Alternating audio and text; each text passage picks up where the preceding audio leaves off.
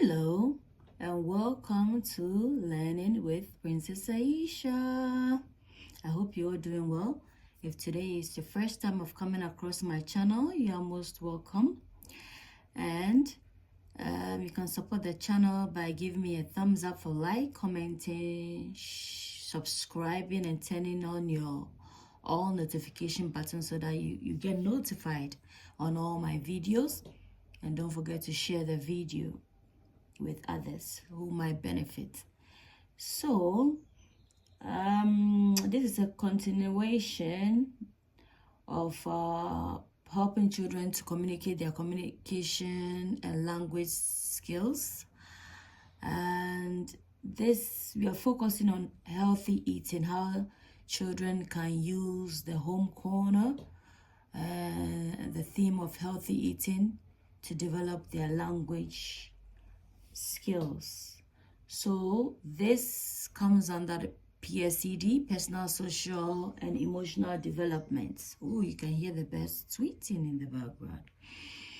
So healthy eating is very important as practitioners to help and support children to live a happier and healthy lifestyle through what they eat and through their personal care, such as washing of hands before snack and lunchtime, such as sleep routines and what have you, and teeth brushing routines, teaching children about oral hygiene. Having said that, I have a video on oral hygiene, and I'm going to put a link in the description below. And also I have a series of how to support children's communication and language skills. Again, it is highly emphasized that when trying to support children in this regard, it is important that when the adult asks a child a particular question, they should allow the child enough time to process the question being posed in order to be able to respond, and the time expected to wait is 10 seconds. Give children 10 seconds in that, will be an enough time for them to process whatever you've said. Think about whatever question is being posed, and then obviously they'll be able to give you a response. So healthy eating, one way we can support this is so you can see I've set up, this is the home, assuming this is the home corner. I mean, there are varieties of resources, open-ended resources that children can utilize effectively during free play and during imaginative play. So one way we can do that is, promoting children's communication language through storytelling, songs and rhymes, through repetition. So you could set up an activity like this, and you could incorporate in a storybook such as the enormous turnip. So turnip is a type of vegetable. So it's a great way to encourage children to eat their fruits and vegetables, because it helps them to grow, and it gives them energy as well, so that they can use that energy effectively in playing and exploring. So I'm gonna read this book, and then we'll commence from here. So one way we can promote healthy eating is through storytelling. So, and this is how we will do it. So you can choose various books, but I decided to choose this one. So sometimes if there are a variety of books, you can give children the choice to choose from any of the books available, and then pertaining to their choice, you can read that during quiet time. So one sunny morning, a man decided to plant some turnip seeds. He fetched his fork from the shed and dug a patch of his vegetable garden. It was hard work. He made sure that there were no weeds or big stones. Then, very carefully, he sprinkled the tiny turnip seeds in a row. So on this page, We can ask the children to identify the man in the picture, and also to briefly talk about what they see in the picture, and then, describe what they see. So obviously the man is using his fork to dig out the big stones, and then you ask, I wonder what this is. Maybe they might say it's a wheelbarrow, because if there are wheelbarrows in the setting, then children will be familiar with it. And then of course there are flower pots. So based on what they see in the picture, they'll be able to describe it. And then on this picture, they can talk about what the birds are doing, and perhaps eating the turnip seeds, because that's the turnip seeds in the packets or a sachet. So perhaps the farmer sprinkled it in the soil, and the birds are helping themselves to the seeds. So then you might extend or you might try to capture their imagination by asking them, so if the birds eat the seeds, do you think the seeds will be able to germinate? So that's a good question to get them to think critically.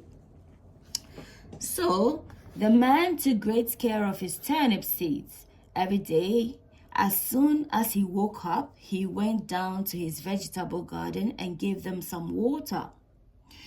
In only a few days, little green leaves started to appear. These are going to be fine turnips, the man said to himself. So this is a great way, again, to talk to children about the conditions in which plants need to, the conditions in which seeds need in order to grow or to germinate. So I have a video on, plants, from seedling to the plant stage and even to the fruiting stage. So I'm going to incorporate that, put a link in the description for you to access. So plants need, so again, if children are familiar with the conditions plants need to grow, you might ask them, do you remember what we learned about the conditions in which plants need to grow? So you can ask them, the follow-up question is, so what are the conditions that plants need to grow? So they might say plants need, they need water, they need soil, they need sunlight, isn't it? They need sunlight, and in order to germinate, isn't it?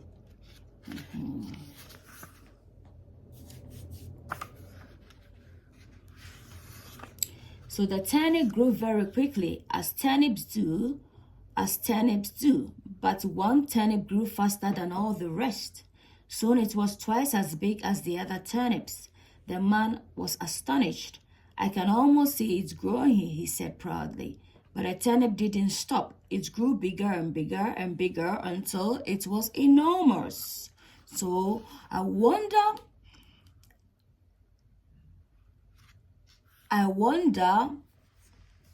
what the size of this turnip is. So a great opportunity to incorporate in mathematics. So is it small? Is it medium size? Is it bigger? And then, about sizing. Yeah. So is it low? Is the turnip lower, or has it popped up higher? So you can see it's on top of the soil. So again, it's very enormous. So it's taking over all the space in the garden. So I'm going to stop here, and then briefly next time we'll just focus on this book. We'll read it in depth. But then, so this is storytelling. It's a great way, and obviously whatever words is seen there, you break it to the understanding of the children, and then the using of the visuals, the visual aids like the pictures in the story, to be able to ask children questions, to be able to encourage them to communicate and participate in the story. So assuming this is the home corner, Another characteristic of effective learning, children should be able to realize that their actions have an effect on the world. So therefore, the children would like to keep on repeating certain actions. So if they are exploring the the whole corner, children who obviously would like to repeat whatever activity they are doing. And so so for instance, they might incorporate in some little people, you know, to perhaps sit around the table and eat whatever food they are preparing. So adults can support children, or the key person can support children to obviously have a feel of maybe a baby cots, if that is what they've put there, a feel of or maybe take the blanket from their cots, and also as a way of promoting the bonding between the key person and the key child. You know, adults or key persons can encourage babies to have a feel of their hair, the texture of their hair. It's not only a great way for babies to bond with their key persons, but you know, it's also a great way for them to develop their fine motor skills.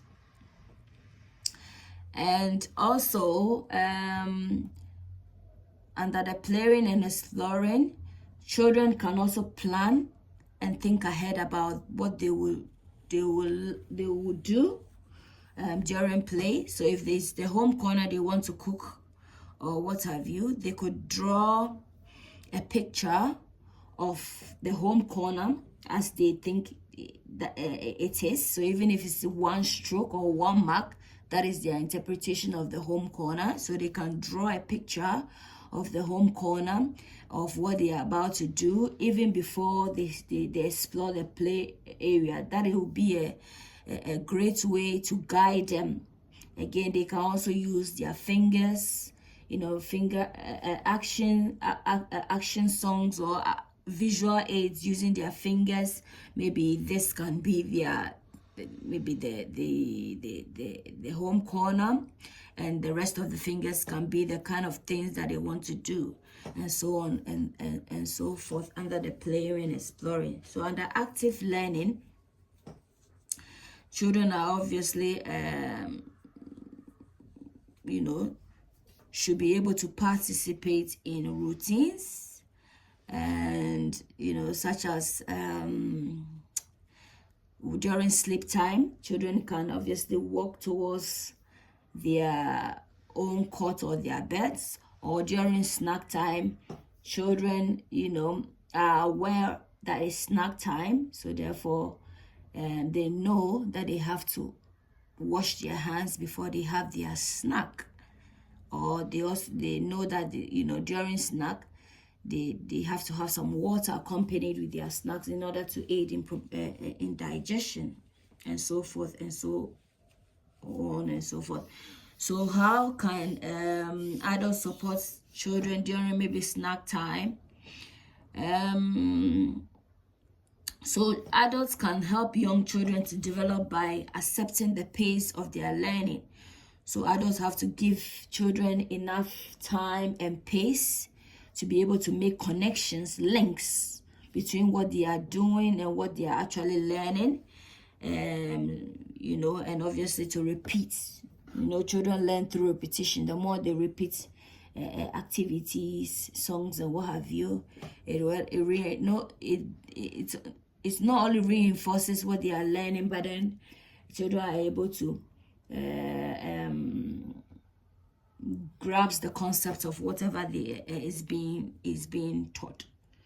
So, for instance, during an activity or during snack time, maybe even circle time, you've spoken to the children about healthy eating. So you've identified various fruits and vegetables such as bell pepper, watermelon, carrots, lemon, green apples, strawberries, onions, pear, and banana.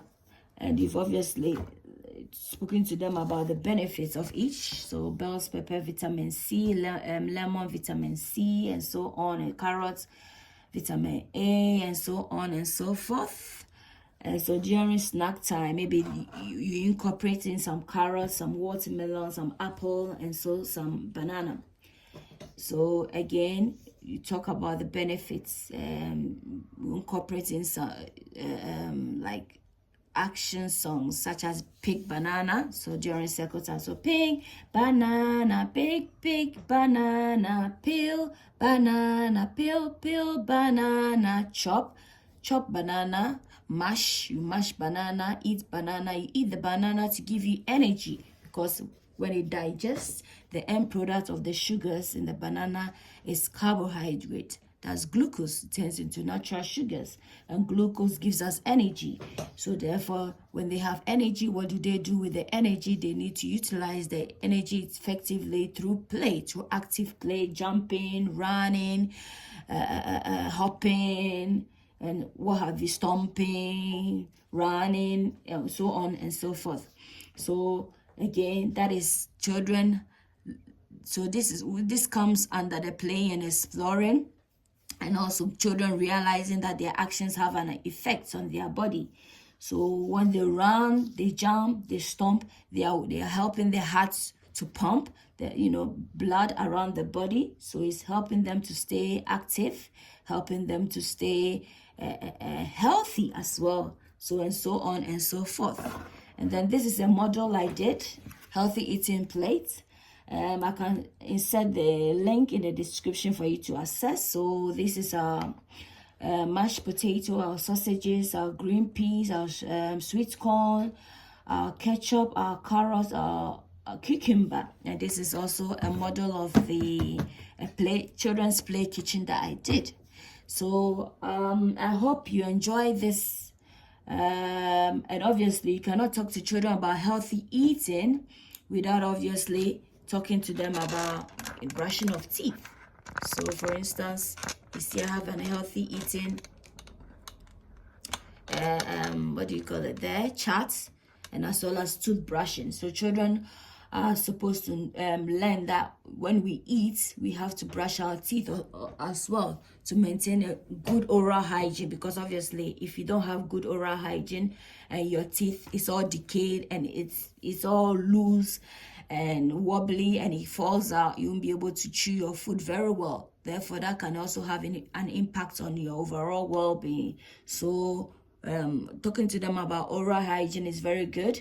So they need to brush their teeth twice a day, in the morning when they wake up, and last thing at night before they go to bed, and cut down on sugars, sugary drinks and snacks and what have you. So I'm gonna insert the video of the oral hygiene in the description for you to access. I do hope you enjoy this short but interactive video, and please give me a thumbs up for like. Don't forget to comment, don't forget to share, and don't forget to subscribe and turn on your bell icon. Until then, it's a goodbye from Learning with Princess Aisha. Bye.